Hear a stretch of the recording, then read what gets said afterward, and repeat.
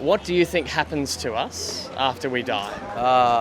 I think for our religion, we go to a certain place called heaven, and there not specifically heaven yet, but there we meet our gods, one of the gods, Yama. I mean, there he decides whether we go to the heaven or the hell. Then, if we are done enough good deeds, then we'll go to the heaven, and bad deeds, then we'll go to the hell. But if you are in the middle between good and bad, then you will get to the one of the places. How to say?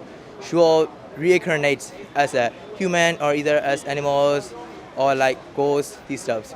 So if today was your judgment day and you stood before God, would he send you to heaven or hell? Well, I guess I might have to go to the hell because I've done a lot of bad things in my life, but I think my good deeds are not enough to go to heaven. Well, let's look at the bad you've done first. Like, how many lies do you think you've told in your life? Well, like probably hundreds of times. Even to my parents, I lied them. Yeah. What about stealing? Do you think you've ever taken something that's not yours? Maybe even if it was small? Well, I guess because I took some pens and pencils, and I guess it counts, right? What about this? Do you think you've ever disobeyed your parents before?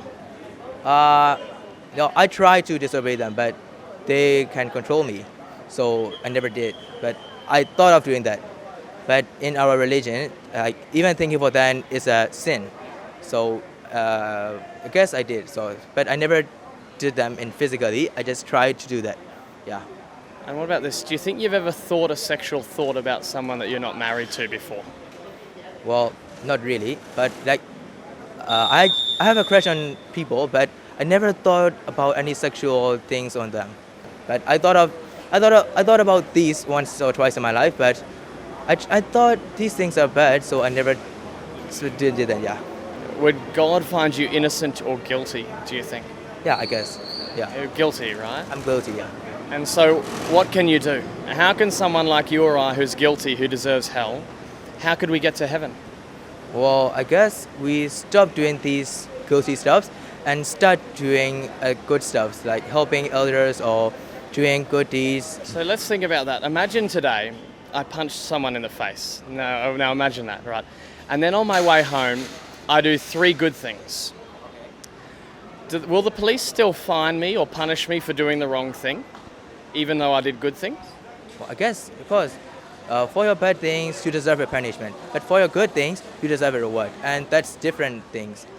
Right, exactly. So the good things that I do cannot take away the punishment that I deserve. Yes, you can't take away that. And it's the same way with God. No matter how many good things I've done, I still deserve the punishment. Yeah, I guess my guiltiness also have to be punished. And then only after that, my good deeds kind of come and...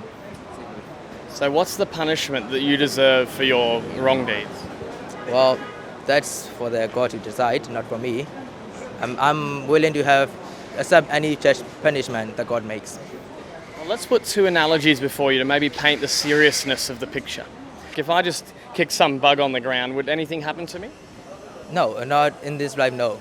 But what if I kick another person? What if I kick someone? What's going to happen to me then? Well, then you're gonna be rude to others, and then people will think you are a bad person. Then you'll have a bad reputation in our social life. Someone might kick me back, or the police might fine me or something. Yeah, this stuff. Now, what if I kick a policeman? What's going to happen then? Well, for sure you are going to jail for first, and then, well, like I said, you're gonna have a bad reputation again. So if we think about that, the punishment is different.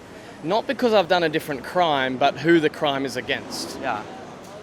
Now, if I was to sin against God, because he is infinite, holy, righteous, good, and never done anything wrong, God's punishment must be so much greater when we sin against him. Does that make sense? Not really, because I never thought about that. But yeah, he is a great person. The punishment from him might be great, because you can be proud of that if you want to. But I guess I won't be. So maybe think about it this way. If I was to disobey God, because God is infinite, the punishment must be infinite. No, not that way. Not that way, but there has to be a limit. Right? Why does there have to be a limit? Because, well, I don't know about Christian gods, Jesus, but for our gods, like our gods have a limit. Like they don't live infinitely. So we already had 4 gods, and 3 have passed by already. And according to our myths, the next god has to become in next 10,000 years. But the only thing we know is the limit of our god is so much longer than our lifespan. So that's why we think it is limitless. That's what we believe. So just thinking about that though, where does this universe come from, do you think? Well, for scientifically, it is from meteorites and all these terraformations. But if we think religiously, then our gods, like Jesus, our Buddha, Allah, they created that. They created the earth. So we know that there must be a creator because of what the universe is, right? Yeah. So who is the creator? Who is it that made the universe? Well, for me or for everyone? There can only really be one creator, right? Who is it? Well, for Christians, they think it is Jesus, and for Buddhism, we think it is Buddha. Do you really think Buddha created the universe? Well, Does Buddha ever claim to have created the universe? and he never claimed it, but we all believe that he did. He created that. Why? But I don't believe it. No, not because I don't believe in our religion. I just can't believe because we already passed by 3 gods, and how is it possible to create a world when already 3 have passed by? So I don't believe in our religious thought about our Buddha creating the world, but I believe scientifically. Let's think about this. Imagine the building we're standing under right now. Do you know who built this building? Probably a person. But Someone. yeah, someone. Now, how sure are you that someone built this building? Because we all saw that he was building it. Yeah. The building is evidence for a builder. Yeah. Yeah. And so the same way, we're standing here in a universe that has a beginning, has complexity, and therefore it must have a creator simply because of what it is. Yeah, but we can see the evidence, but we don't know who the creator is, and we all are looking for that. And so am I. Like, I'm still thinking about that, and I still can't figure out. Yeah. Well, thankfully, there is a very simple answer.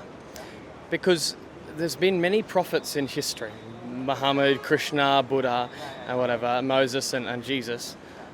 But how many of those prophets rose from the grave? Jesus? Only Jesus. Only Jesus. Yeah. He's the only one who's shown that he has power over life and death.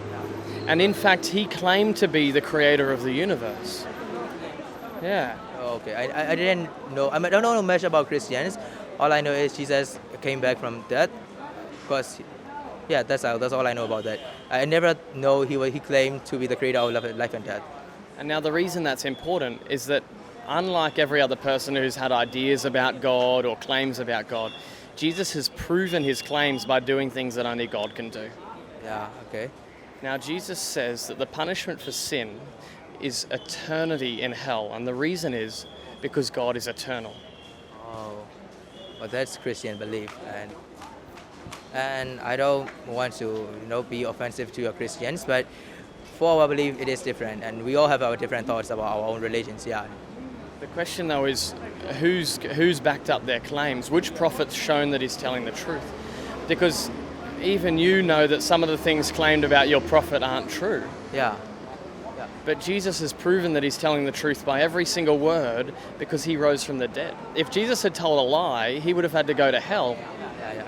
Yeah. The very fact that he rises from the grave shows that he was never lying. Does it? Yeah, there's even a proof that our God made some white lines for other people. So they still count as a lie, even if there's a white lie. Yeah, and our God never came back from death. That's what the legend says. But I do believe our life never claimed to be the creator of life and death. But I believe Jesus did that because I read about that. So yeah, if he says lie, he'll have to go to hell. But I guess he doesn't say lies because that's why he's immortal, eternal, infinite. Yeah. So with that information in mind, if you stood before God and the punishment for your sin was eternity in hell, what could you do? How could someone who deserves hell for eternity, how could they get to heaven? Well, I guess they don't get to the heaven then, because because he already did enough bad stuff to get to the hell, and he should be how to say, he has to face his punishment. Yeah, even if it is eternal, he has to face it because he did something bad to get the eternal punishment, right? He deserves He it. deserves it, yeah. But think about this, if I had punched someone, remember that back to that previous analogy, if I punched someone and I get the fine from the police officer, but then my mother pays the fine for me, are the police going to come knocking on my door looking for more money if my mum's already paid? No, no. Justice was satisfied, but I could walk free. So let me ask, is there anyone who is perfect, who's never done anything wrong that would be willing to pay your hell punishment? No, I guess no. Who in this world's perfect? I think no, because there is no one who has never done a sin other than our God, Jesus, yeah, other than these people. And so has God done anything to pay the penalty that sin deserves? For which God? Jesus or? Yeah, Jesus. Jesus. I guess he did, right? For the ladies who, how do I say? Like he died because of these ladies, right? On the cross, he takes the punishment that our sin deserves. Yeah. He did that. If Jesus pays for all the wrong things you've done, where will God send you after you die? I don't know, because I've never read the Bible, and I've never thought about that. Well, think about it this way. If your mum pays the fine that you owe, where are the police going to punish you more? No. So if Jesus has paid the penalty for all of the wrong things you've ever done, does God have to punish you anymore? No. So you could go to Heaven. See how that's good news? Yeah, okay. Yeah, I see, yeah. Now, how do you receive that forgiveness that Jesus has paid for? Like, I don't know. Do you know? Yeah, it's actually very simple. How? If you trust that Jesus has paid for your sin, you're forgiven. Oh, our belief. If we believe it is real, then it is real. Like that? Basically, if you believe that Jesus has taken the punishment for all of your sins on the cross, then you're forgiven. Okay. Does that make sense? Yeah, it makes sense, yeah. Now think about it this way. If you're believing in yourself to pay for your sin, where does God send you after you die? Hell. If you're believing that Jesus has paid for all of your sin, where does God send you after you die? Heaven. Now, so imagine this though. Imagine today you realize you're guilty and you deserve hell, but you believe that Jesus has paid for all of your sins, so you're on your way to heaven. But after believing that Jesus paid for your sin, you do one more sin and you die a couple of minutes later. Where does God send you? Heaven or hell? But even if he sends me to heaven, I will still go to hell. On that cross, did Jesus only pay for your past sins or your future sins as well? I think past sins only, because, well, I know he can know about our future, but, I mean, I guess he wouldn't pay for that. When Jesus died, were you born? No. 2,000 years ago, you weren't born yet. All of the wrong things you ever would do were all in the future, right? So if Jesus on the cross can pay for any of the wrong things you've done, he can pay for all of them. Does that make sense? That makes sense, yeah. And so on that cross, Jesus paid for your sin in the past, present, and future. And so with that information, if you were to trust that Jesus paid for your sin, do one more sin and then die, who's paying for that final sin? I'm paying for my own sin, right? Jesus or... Oh, yeah, I get it. And then therefore, where would you go after you die? Heaven again, heaven. See how that's good news? Yeah, that's good news, yeah.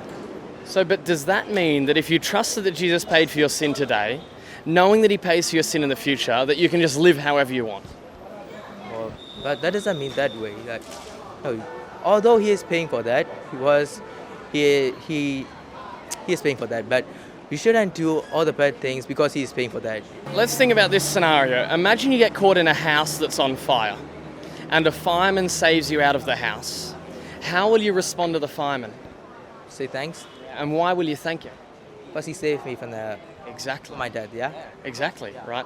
Same way with Jesus. He saves you from going to hell by paying for your sin. If you trust that he paid for your sin, how are you going to respond to Jesus? Thanks, but in a different way. What will it look like? How will you thank Jesus? By praying. That's a great way, right? But that's the only way I can think of. Think about this. Jesus says, do not lie. You used to lie, now you want to tell the truth. He said, don't steal. You used to take things, now you won't want to steal things. He said... So if if there is another way, then by following his words, like he said, don't lie. So if we want to say thanks to him in another way, then we shouldn't lie, right? We shouldn't lie. We shouldn't steal. We shouldn't do anything bad, right? Yeah. In thankfulness to Jesus, you'll want to do the right thing. So let me check with you to make sure you haven't mixed those two together. What's the one thing you have to do to get into heaven? Believe Jesus and have faith with him. Yeah, that he's done what? Yeah, he has paid for my sins, and we have to follow his words to get to the heaven. The following of Jesus' words doesn't get you to heaven. That's what I'm trying to explain. Think about the fireman. Do you have to thank the fireman in order for him to save you from the house? No. Like he saved me from the house, and then we thank him. So Jesus paid for my sins, and then we thank him. So Jesus paying for your sins is all that's required for you to get to heaven. You thank him because you're already going to heaven. Does that make sense? Oh yeah, it makes sense. It makes sense. So let me ask you then, when are you going to start trusting in what Jesus did on that cross as the only reason you'll get to heaven? Like I'm thinking about that because I think once or twice about our religion, that some of the things are unrealistic, so some are impossible.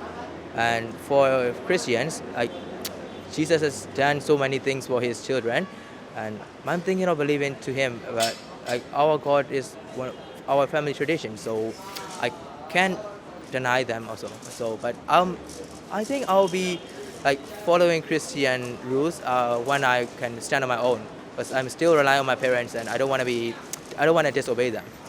Let's start with two things. Let's start with number one. Did Buddha can follow in the religion of his parents? No, he didn't. His parents were Hindus. Yeah. And secondarily, you've actually sort of hit on the point that I often make. Jesus talks about counting the cost. He doesn't want people to say, I trust Jesus, and then a few weeks later have to give it up because they think that it costs too much in this life. So maybe I'll put it this simply. Trusting in Jesus and going to heaven is free. It doesn't cost you anything on what you have to do. But once you trust that Jesus paid for your sin, there may be things that you have to give up. For example, in some places in this country, if you trust that Jesus paid for your sin, people could kill you. Some places in this country, if you trust that Jesus paid for your sin, families will reject you. Some friends might reject you, your boss might fire you, right? There could be great cost here in this world because you trust that Jesus paid for your sin. So I encourage you to think about this cost. Because let me ask you, which is more valuable? Keeping your family, your friends, your job and your life and going to hell after you die? Or trusting that Jesus paid for your sin, potentially losing all of those and going to heaven after you die? Well, I mean, trusting Jesus, I might choose trusting Jesus because like there might be other people who trust Jesus like me, right? So if all of us are in the same place, then no one's going to reject us because we all believe in Jesus. We fully believe Jesus. So if all of those people who believe Jesus for fully, then no one's going to reject us, right? Yeah, then we should believe Jesus more and more, right? Yeah. And only believe in Jesus, because only believe in Jesus. Other religions and have our faith fully on Jesus. We all have to believe on Jesus, right? Yeah. Well, thanks for the chat. It's been wonderful talking to you. I'll give you a few things to have a read of. Thank you. Thank you.